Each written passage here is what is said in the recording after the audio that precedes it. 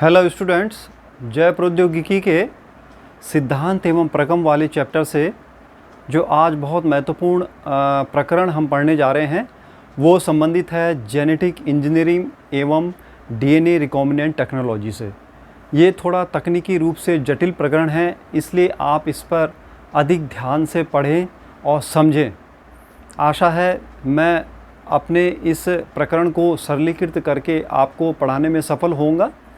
बस मुझे आपका ध्यान आकृष्ट करना है और आपके डाउट्स को क्लियर करना है, इसलिए आप मेरे इस लेक्चर को ध्यान से सुनें। मैंने आपको बताया था कि बायोटेक्नोलॉजी का एक बहुत ही महत्वपूर्ण हिस्सा है जेनेटिक इंजीनियरिंग। जेनेटिक इंजीनियरिंग या इसको हिंदी में कहते हैं आनुवंशिक अभियांत्रिकी।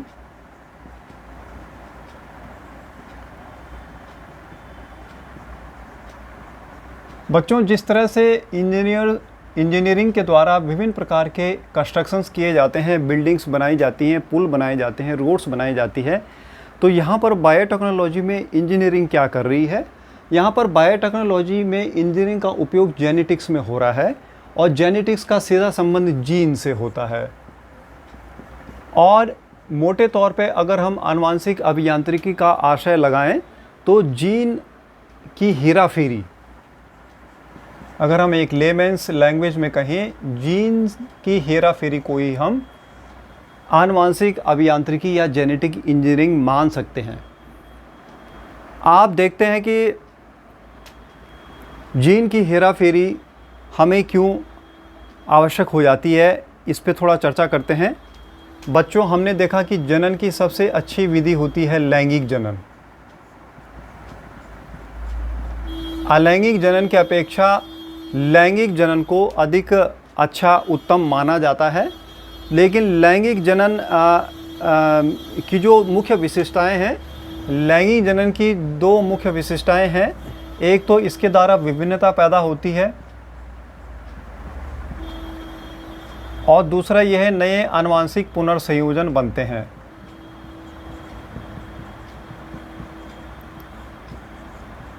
नए आनुवंशिक पुनर्संयोजन इसके द्वारा बनते हैं। लेकिन नए आनुवंशिक पुनर्संयोजन बनने के दौरान यहाँ पर दो तरह की जीन एकत्र हो जाती हैं। कुछ जो है वांछित जीन यहाँ पर एकत्र हो जाती हैं और साथ ही कुछ अवांछित जीन या अनडिज़ायरेबल जीन्स भी यहाँ पर एकत्र हो जाती हैं। मोटे तौर पर हम कह सकते हैं कि सेक्सुअल रिप्रोडक्शन या लैंगिक जनन आनुवंशिक पुनर्संयोजन या नए जेनेटिक रिकॉम्बिनेशंस बनाते हुए, आप जानते हैं लैंगिक जनन में जो क्रॉसिंग ओवर होता है उसके कारण ये नए आनुवंशिक पुनर्संयोजन बनते हैं। तो इसमें जो भिन्न भिन्न प्रकृति की जीनों का जो मेल होता है वे हमारे लिए लाभप्रद भी हो सकती हैं और हानिप्रद भी हो सकती हैं। लाभप्रद को हम कह सकते हैं वांछित जीन और हानिप्रद को हम कह सकते हैं अवांछित जीन। अब जो ये अवांछित जीन हमें मिलती है, ये यहाँ पर हमारे लिए एक डीमेरिट का कार्य करता है, एक लैंगिक जनन की अयोग्यता का कार्य करता है। इसलिए हम एक नई जो है टेक्निक का इस्तेमाल यहाँ पर कर सकते हैं, उसको हम कहते हैं जेनेटिक इंजीनियरिंग। और इस जेनेटिक इंजीनियरिंग के द्वारा हम केवल वांछित जीन को ही उसकी पहचान करेंगे और उसको प्रविष्ट कराएंगे मनचाही जीव के अंदर, उसके गुणसूत्र से उसको जोड़ सकते हैं। तो चलिए आगे बढ़ते हैं, हम जीन की हेराफेरी कैसे करते हैं उसमें थोड़ा सा चर्चा करते हैं। सपोज जो है हमें किसी जीव में, जीव ए है, जीव ए में हमें कोई वांछित जीन मिली जिसकी हमें आवश्यकता है। सपोज इस वांछित जीन के अंदर कुछ ऐसे अनुक्रम हैं जो कि मानव के लिए लाभदायक हो सकते हैं। तो हम चाह रहे हैं कि ये वांछित जीन को हम प्राप्त करें और जो जीव बी है, कोई दूसरा जीव बी में सपोज यह वांछित जीन नहीं है और जीव बी को इस वांछित जीन की आवश्यकता है। तो हम ये चाहेंगे कि ये वांछित जीन हम इनकॉर्पोरेट करा दें इस जीन बी के गुणसूत्र से। तो इसको हम किस तरह से इनकॉर्पोरेट करवाएंगे, इसके लिए हम आनुवांशिक अभियांत्रिकी या जेनेटिक इंजीनियरिंग का सहारा लेंगे। तो इस जेनेटिक इंजीनियरिंग के द्वारा हम इस वांछित जीन को, जो कि हमें जीन ए से प्राप्त हुई थी, उसको हम जोड़ देंगे जीन बी से। तो ये जीन वांछित जीन थी, डिजायरेबल जीन थी, इसको हमने जोड़ दिया जीव बी के डीएनए से। तो इस तरह से हमें इस जीव बी के डीएनए के अंदर इस वांछित जीन को प्रविष्ट कराने में सहायता मिली, और उससे हमें फ़ायदा क्या होगा कि इस वांछित जीन के जो गुण हैं वो इस जीव बी के डीएनए में प्रविष्ट हो जाएंगे और हमें वांछित उत्पाद अब प्राप्त हो जाएंगे। वांछित उत्पाद हमें प्राप्त हो जाएंगे क्योंकि ये जीन जो है संश्लेषण करेगी प्रोटीन का, और वो प्रोटीन अगर हमारे लिए लाभदायक है तो हम उस प्रोटीन का लाभ उठा सकते हैं। सपोज हम यहाँ पर एग्जांपल ले सकते हैं वांछित जीन में इंसुलिन की जीन का। सपोज ये इंसुलिन की जीन है, इस इंसुलिन की जीन को हमें अगर इस जीव बी के डीएनए में प्रविष्ट करा दिया तो हमें वांछित उत्पाद के रूप में यहाँ पर क्या मिल जाएगा, इंसुलिन मिल जाएगा। और आप जानते हैं कि आज के दौर में इंसुलिन कितनी अधिक महत्वपूर्ण है।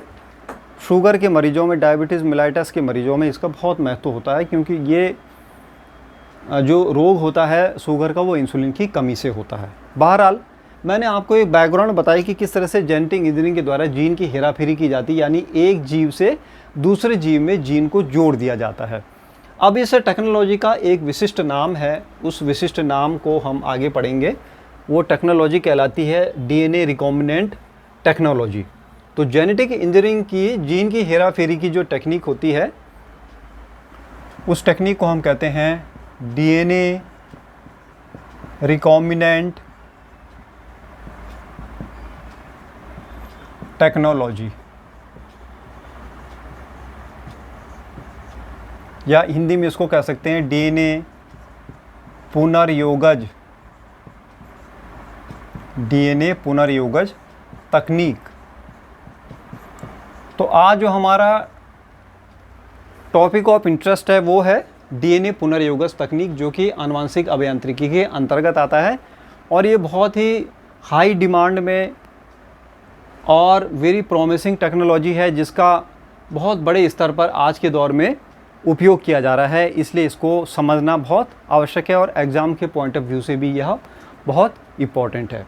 तो चलिए आज हम इस डीएनए पुनर्योगज तकनीकी के विभिन्न पहलुओं को पढ़ते हैं, इस पर दृष्टिपात करते हैं और इसको समझने का प्रयास करते हैं। बहुत डीपली हम पढ़ने नहीं जा रहे हैं, क्योंकि आपके सिलेबस और आपके लेवल के हिसाब से मैं आपको बताने जा रहा हूँ। डीएनए रिकॉम्बिनेंट टेक्नोलॉजी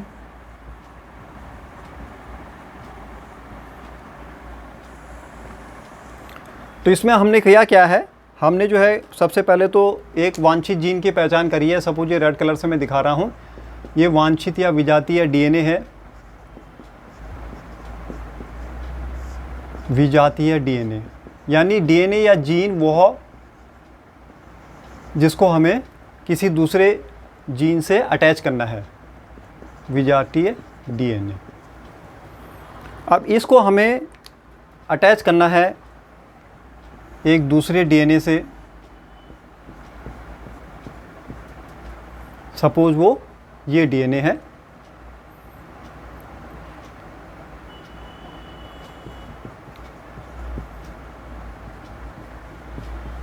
डीएनए जिसमें वांछित जीन या वांछित डीएनए प्रविष्ट करना है।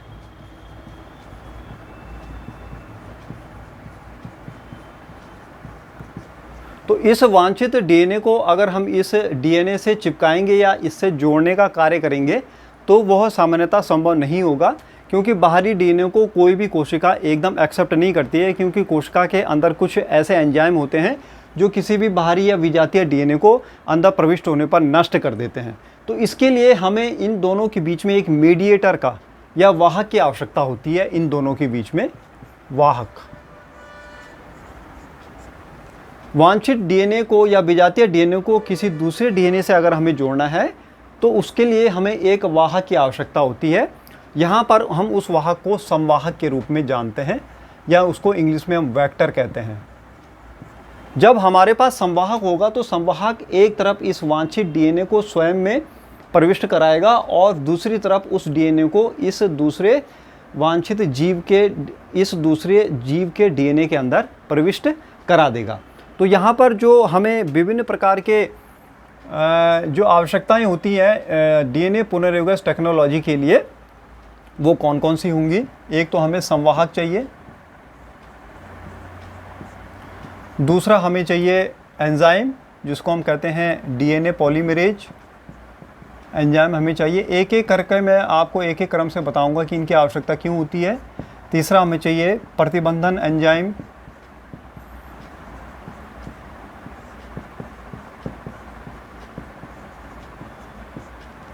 चौथा हमें चाहिए लाइगेज एंजाइम,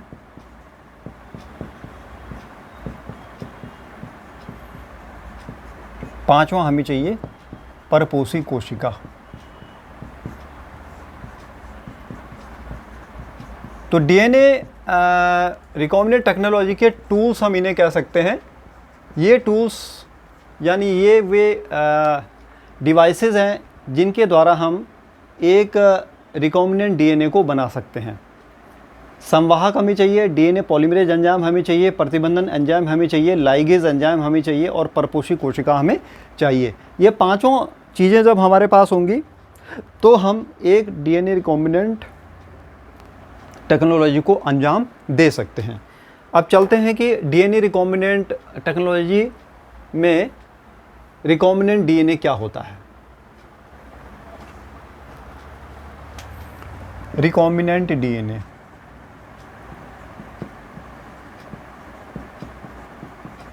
या पुनर्योगज डीएनए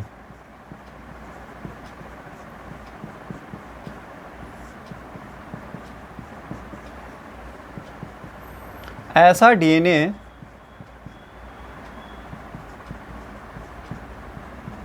जिसमें कोई विजातीय जीन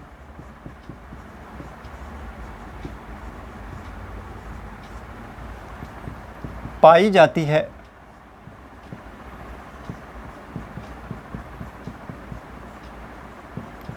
पुनर्योगज डीएनए कहलाता है।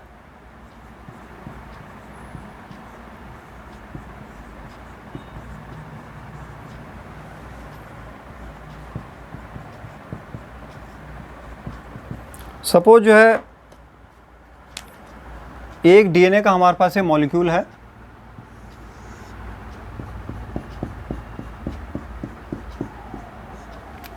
और इस मॉलिक्यूल से कोई विजातीय डीएनए भी अगर जुड़ा है, ये मैं रेड कलर से बता रहा हूँ, विजातीय डीएनए,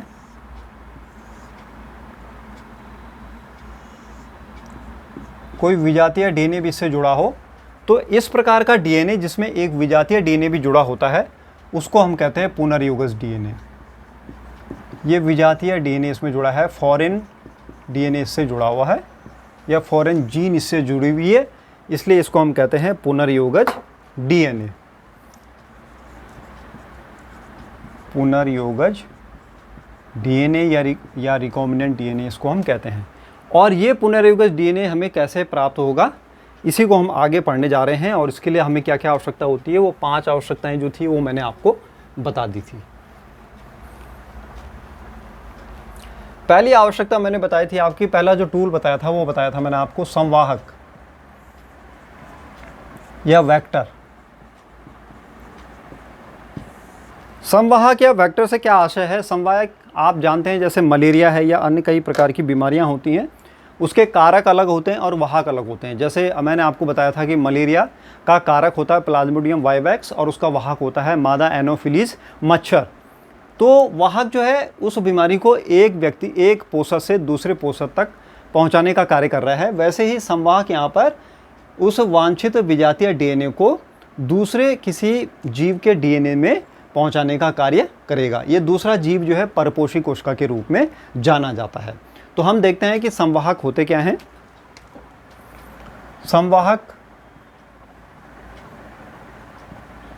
डीएनए के वे विशिष्ट अणु होते हैं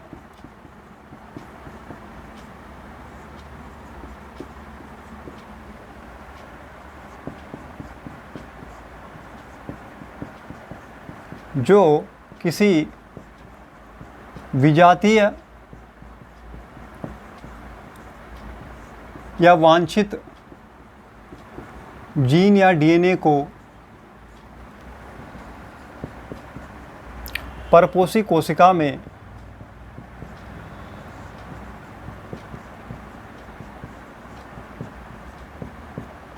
स्थानांतरित करने का कार्य करते हैं।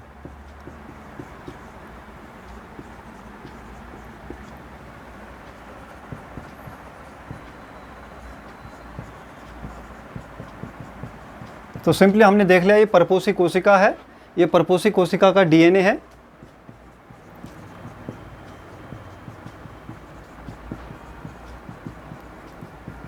परपोषी कोशिका का ये डीएनए है और इस डीएनए में हमें प्रविष्ट कराना है ये वांछित या विजातीय डीएनए। तो इसको जो है यहाँ स्थानांतरित करने का कार्य करता है संवाहक। संवाहक जो है डीएनए के विशिष्ट अणु होते हैं और उदाहरण के लिए इसका सबसे प्रसिद्ध उदाहरण इसका होता है प्लाज्मिड।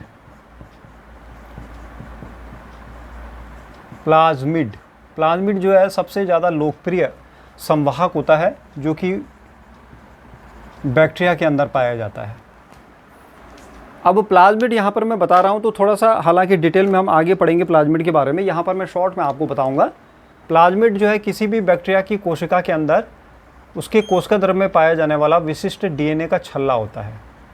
ये तो बैक्टीरिया का अपना डीएनए है या अपना गुणसूत्र है, क्योंकि बैक्टीरिया जो है प्रोकैरियोटिक कोशिका होती है उसमें केंद्रक अविकसित होता है, कोई केंद्रक झिल्ली नहीं पाई जाती है। तो उसका डीएनए या गुणसूत्र एक डीएनए का छल्ला होता है जो कि आनुवंशिक गुणों का वाहक होता है।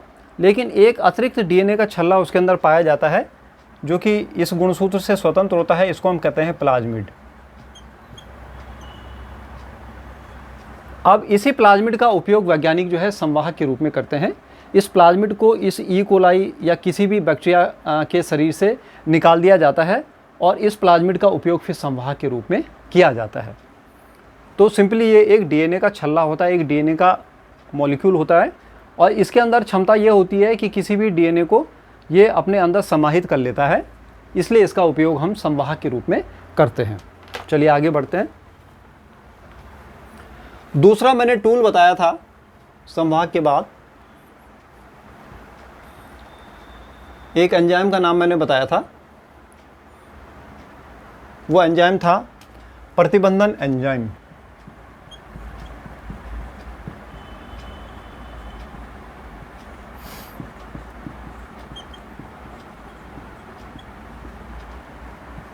Restriction enzyme. यहाँ पर हम प्रतिबंधन एंजाइम को समझने से पहले ये देखें कि प्रतिबंधन एंजाइम की आवश्यकता क्यों है। सपोज जो है एक मेरे पास ये बहुत लंबा डीएनए का अणु है,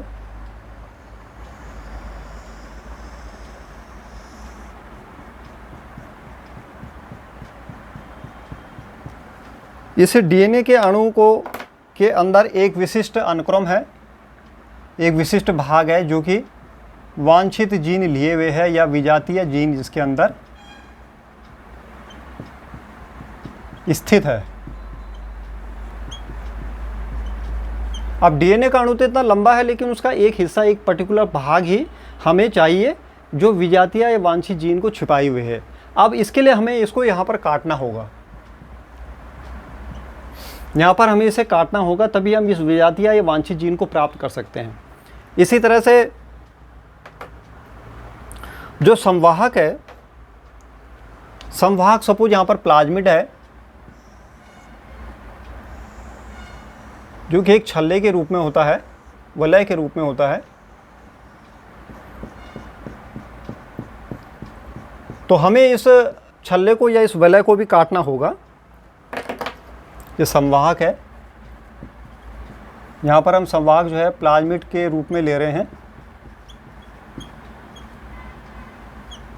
तो इस विजातीय जीन को अगर हमें इस संवाहक से जोड़ना है तो हमें यहाँ पर भी इसको काटना पड़ेगा। तो यहाँ पर ये काटने का काम, विजातीय जीन को बाहर निकालने के लिए काटने का काम, और संवाहक जीन से उस विजातीय जीन को जोड़ने के लिए यहाँ पर हमें पहले कटिंग करनी पड़ेगी संवाहक में। तो उसके लिए हमें आवश्यकता पड़ती है जिस एंजाइम की, उसको हम कहते हैं प्रतिबंधन एंजाइम या रेस्ट्रिक्शन एंजाइम। क्योंकि ये जीन को एक स्थान से दूसरे स्थान में हमें जोड़ना है तो कटिंग तो हमें करनी ही पड़ेगी। अब ये प्रतिबंधन एंजाइम, इसकी हिस्ट्री पे थोड़ा जाते हैं, कैसे जो है ये होते क्या हैं। प्रतिबंधन एंजाइम वास्तव में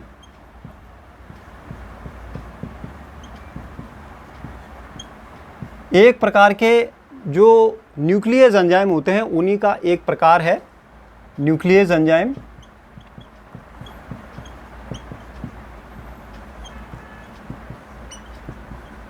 न्यूक्लियस एंजाइम क्या होते हैं? ऐसे एंजाइम जो न्यूक्लिक अम्ल को नष्ट करते हैं, न्यूक्लिक एसिड को नष्ट करते हैं। अब ये न्यूक्लिक एंजाइम वस्तुतः दो तरह के होते हैं। एक होता है एक्सोन्यूक्लियस एंजाइम्स, दूसरे होते हैं endonuclease enzyme. Exonuclease enzyme cutting, तो न्यूक्लियस एंजाइम वैसे डीएनए को नष्ट कैसे करते हैं? उसे काट देते हैं, विशिष्ट सिरों पर डीएनए को काट के उसको नष्ट कर देते हैं, न्यूक्लिक एसिड को काट के नष्ट कर देते हैं। अभी दो तरह के होते हैं। एक होते हैं एक्सोन्यूक्लियस जो डीएनए को बाहरी सिरे पर काटते हैं, डीएनए को बाहरी सिरे पर ये काटने का काम करते हैं। सपोज ये डीएनए है, तो ये डीएनए के बाहरी सिरों को काटेंगे। अब इसका अपोजिट होता है एंडोन्यूक्लियस। ये क्या करते हैं? डीएनए को उसके आंतरिक सिरे पर काटते हैं।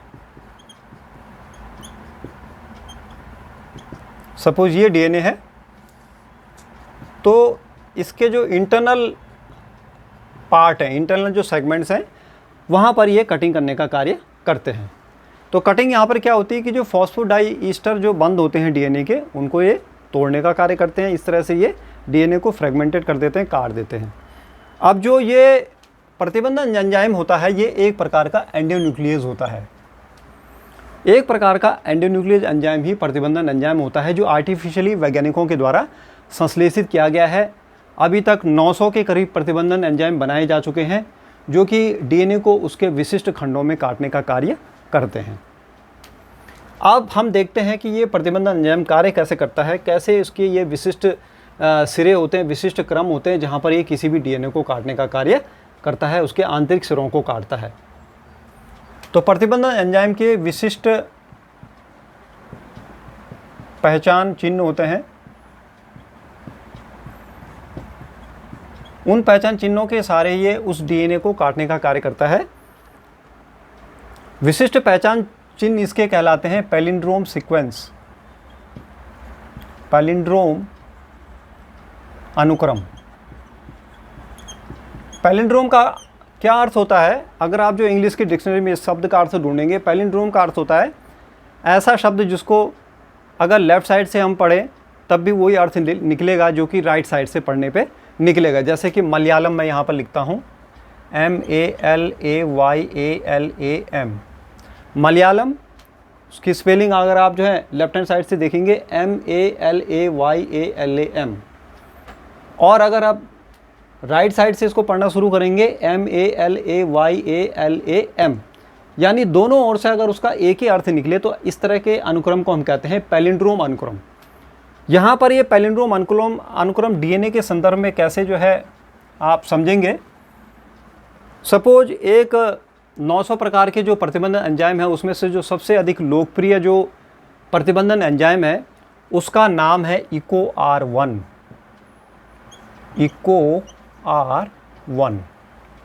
EcoR1 एक बहुत मशहूर प्रतिबंधन एंजाइम है जो कि वैज्ञानिकों के द्वारा बनाया गया। अब इसका नाम कैसे लिखा गया है, इको जो शब्द है इसमें ई शब्द लिया गया है इस्चेरचिया।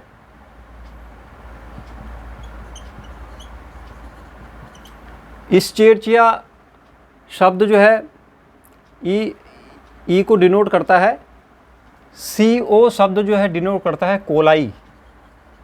कोलाई को, यानी इस्चेरचिया कोलाई नाम का जो जीवाणु है उससे यह बनाया गया है, ई कोलाई इसको शॉर्ट में हम कहते हैं, और यहाँ पर ECO शब्द इसी से लिए गए हैं।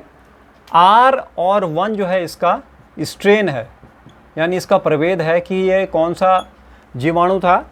ये वो जीवाणु था जिसका स्ट्रेन R1 था। तो इस प्रत्येक प्रतिबंधन एंडोन्यूक्लियस एंजाइम का जो नाम होता है वह उसके जो स्रोत होता है जीवाणु या जो भी जीव उसका स्रोत होता है उसका वंश का नाम और उसका जाति का नाम और उसके स्ट्रेन के नाम के द्वारा उसका नामकरण किया जाता है। अब ये इको R1 का जो पैलिंड्रोम सीक्वेंस है वो क्या है, वो है GAATTC और यह शुरू होता है 5 प्राइम से और एंड होता है 3 प्राइम। आपको वाटसन और क्रिक का DNA का मॉडल जो है ध्यान में रखना होगा, जिसमें मैंने बताया था कि DNA में एक निश्चित अनुक्रम होता है और उसका एक निश्चित जो है ध्रुवणता होती है। एक सिरा उसका अगर 5 प्राइम से शुरू होता है तो एंड होता है उसका 3 प्राइम सिरे से। तो 5 प्राइम वाले सिरे में ग्वानिन है, एडेनिन है, फिर एडेनिन है, फिर थाइमिन है, फिर थाइमिन है और फिर साइटोसिन है। इसी तरह से इसका जो उल्टा जो उसका प्रति समांतर जो उसका सेगमेंट होगा उसमें इसका उल्टा होगा। G का उल्टा हो गया आपका C, A का उल्टा हो गया T, A का उल्टा T हो गया, T का उल्टा A हो गया, T का उल्टा A हो गया और C का उल्टा G हो गया। और यहाँ पर ध्रुवणता इसकी बदल जाएगी, ये 5 प्राइम था, यहाँ पे 3 प्राइम होगा, यहाँ पे ये 5 प्राइम होगा। तो ये इसका पैलिंड्रोम अनुक्रम है। ये जिस भी DNA को काटेगा ये इको R1 वो ढूंढेगा इस विशिष्ट पैलिंड्रोम अनुक्रम को। यहाँ से भी GAATTC पढ़ा जा रहा है, यहाँ से भी GAATTC पढ़ा जा रहा है, इसलिए इसको हम पैलिंड्रोम अनुक्रम कहते हैं।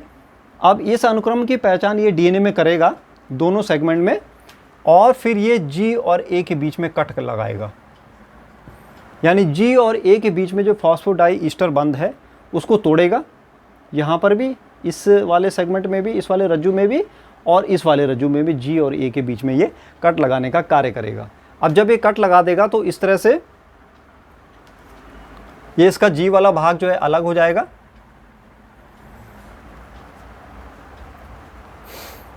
और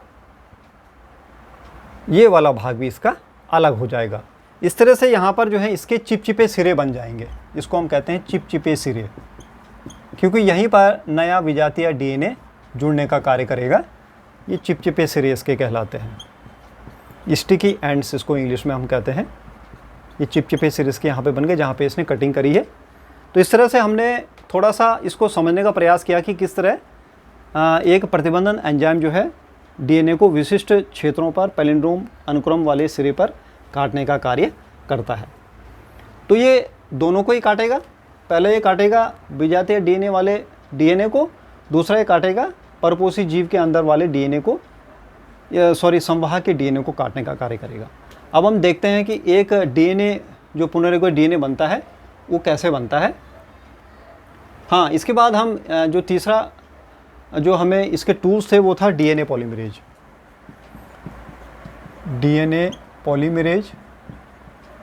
DNA पॉलीमरेज आपको ध्यान आ रहा होगा कि वो एंजाइम होता है जो DNA प्रतिकृतिकरण करता है।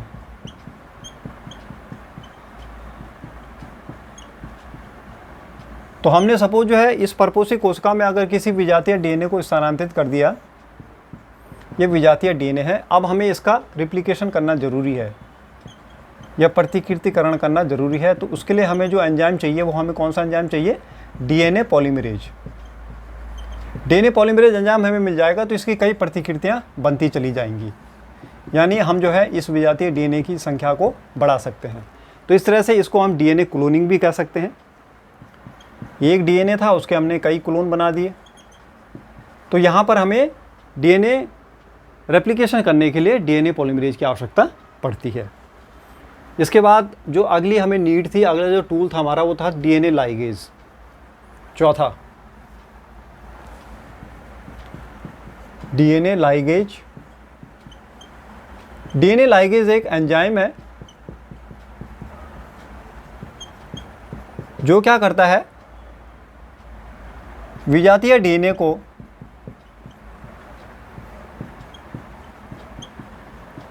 संवाहक डीएनए से जोड़ने का कार्य करता है।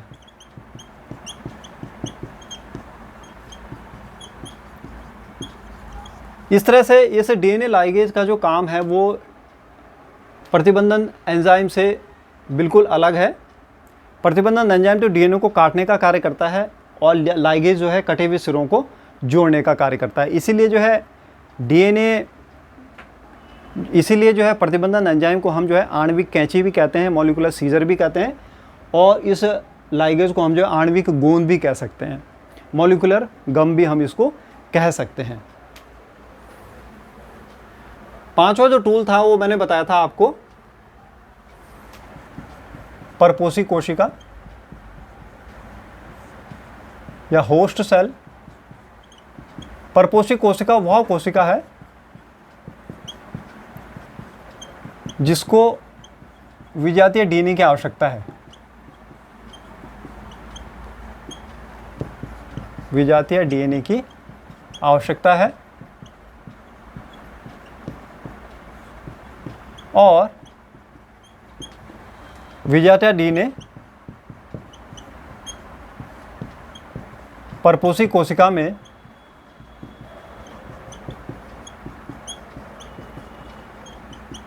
संवाहक के माध्यम से जोड़ा जाता है। संवाहक के माध्यम से जोड़ा जाता है। तो इस परपोषी कोशिका का जो आवश्यकता है वो तो सबसे बाद में होती है। पहले हम संवाहक से जोड़ते हैं विजातीय डीएनए को। संवाहक से जोड़ने के बाद फिर संवाहक को हम ट्रांसफ़र करते हैं परपोषी कोशिका में, और परपोषी कोशिका में फिर हम विजातीय डीएनए को प्रविष्ट कराने में सफल होते हैं। अब हम पुनर्योगज डीएनए निर्माण की जो विधि है उसको समझते हैं। कैसे एक पुनर्योगज डीएनए हम बना सकते हैं EcoR1 प्रतिबंधन एंजाइम की सहायता से। यहाँ पर मैं आपको दो तरह के डीएनए को आपस में जोड़ने के लिए दिखा रहा हूँ। यहाँ पर है हमारा बाहरी डीएनए या विजातीय डीएनए,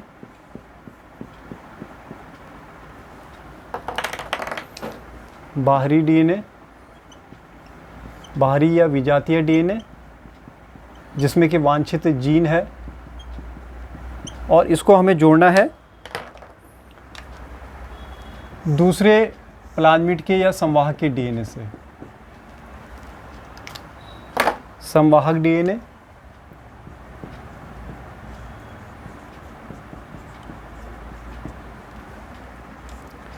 अब इसको हमें अगर जोड़ना है तो सबसे पहले हमें इसमें EcoR1 की मदद लेनी पड़ेगी।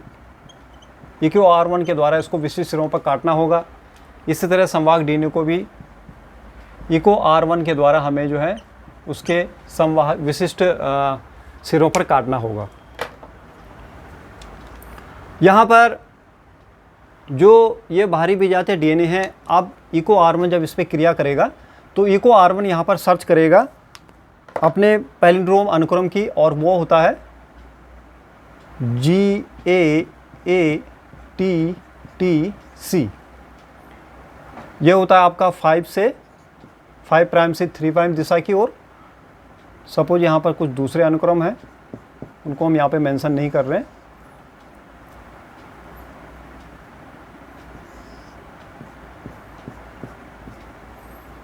और इसका उल्टा होगा GAATTC।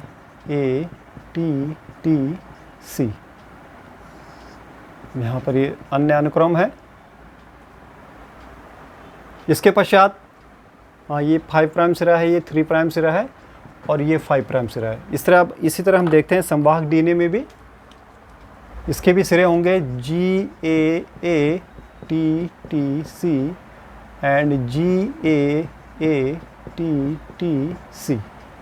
ये इसका 5 प्राइम सिरा है, ये इसका 3 प्राइम सिरा है, ये इसके अन्य अनुक्रम है, ये 3 प्राइम सिरा है, इसके भी यहाँ पर ये अन्य अनुक्रम है, ये 5 प्राइम सिरा है। अब यहाँ पर जो इको R1 अपना कमाल करेगा वह यहाँ पर कट लगाएगा G और A के बीच में, यहाँ पर भी G और A के बीच में कट लगाएगा। इसी तरह यहाँ पर बाहरी DNA वाले में भी G और A के बीच में, यहाँ पर G और A के बीच में कट लगाएगा। इस तरह से ये कट लगाएगा तो ये सिरे इसके अलग हो जाएंगे, ये सिरा यहाँ से अलग हो जाएगा, ये सिरा इसका अलग हो जाएगा, ये सिरा इसका अलग हो जाएगा और ये सिरा इसका अलग हो जाएगा। और इसके स्टिकी एंड बन जाएंगे। देखते हैं इनको हटा के हम, यहाँ पर ये इस तरह से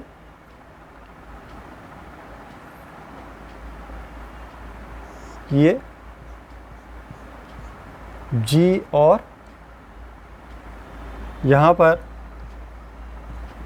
CTTA बाकी रह जाएगा। इसी तरह से इस संवाहक DNA में यहाँ पर बाकी रह जाएगा AATTC,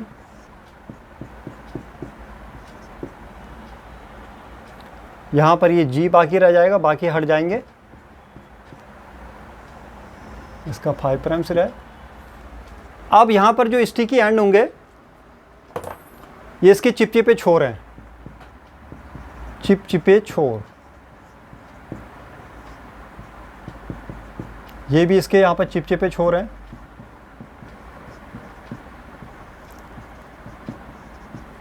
अब यहाँ पर हम मदद लेंगे अगले एंजाइम की जिसको हम कहते हैं लाइगेज, जिसका जिक्र मैं अभी कर रहा था। लाइगेज अब इन दोनों सिरों को आपस में जोड़ने का कार्य करेगा। तो चलिए इन दोनों को जुड़ा देते हैं। ये G 1 2 3 4 और इस तरह से यहाँ का AATTC,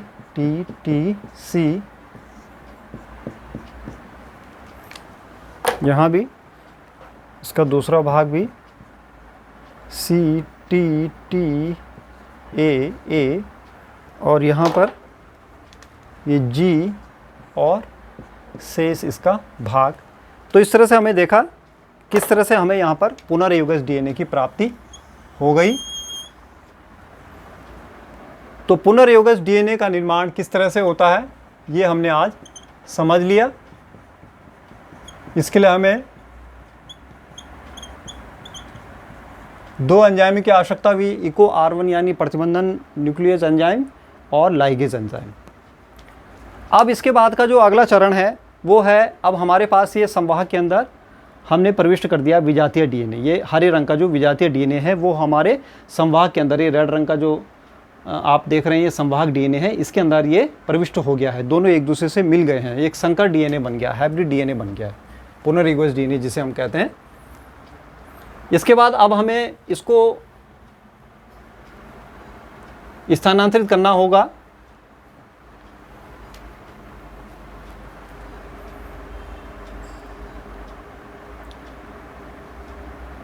परपोषी कोशिका में।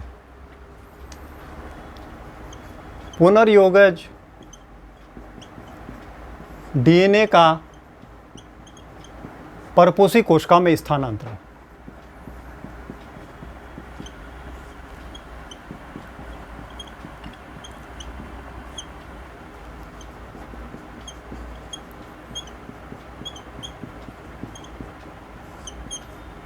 Transfer of recombinant DNA into host cell. ये हमारे पास प्लाज्मिड है जिसमें कि हमने प्राप्त कर लिया है एक विजातीय DNA। ये विजातीय DNA में ग्रीन कलर से दिखा रहा हूं, ये प्लाज्मिड है, प्लाज्मिड या संवाहक जिसे हम कहते हैं। अब इसको हम प्रविष्ट कराएंगे परपोषी कोशिका में। परपोषी कोशिका जनरली होती है ई कोलाई की कोशिका, ई कोलाई जीवाणु की कोशिका। इसका पोषण करने का कार्य करेगी। तो इसको प्लाज्मिड को हम इसके अंदर जो है एक ट्रांसफॉर्मेशन की विधि होती है उसके द्वारा इसके अंदर प्रवेश कराते हैं। ट्रांसफॉर्मेशन या रूपांतरण। ट्रांसफॉर्मेशन या रूपांतरण आपने जब जीवाणुओं का जनन पढ़ा होगा क्लास फर्स्ट ईयर में, उस समय आपने पढ़ा होगा कि किस तरह एक नेकेड डीएनए अणु सीधे एक जीवाणु कोशिका के अंदर प्रवेश करता है। तो ट्रांसफॉर्मेशन के द्वारा ये प्लाज्मिड इस ई कोलाई परपोसी कोशिका के अंदर प्रवेश कर जाएगा। ये मैं ग्रीन कलर का विजातीय डीएनए भी यहाँ पर बना रहा हूँ। और इसके बाद इस कोशिका के अंदर इसका प्रतिलिपिकरण होगा। परपोसी कोशिका में प्रतिलिपिकरण, प्रतिकृतिकरण या रेप्लिकेशन इस प्लाज्मिड का हो जाएगा। और एक प्लाज्मिड के कई प्लाज्मिड यहाँ पर बन जाएंगे। एक प्लाज्मिड तो ये था ही, दूसरा भी बन गया, तीसरा भी बन गया और चौथा भी बन सकता है। इस तरह से यहाँ पर इसकी संख्या बढ़ती चली जाएगी अलॉन्ग विथ फॉरेन डीएनए।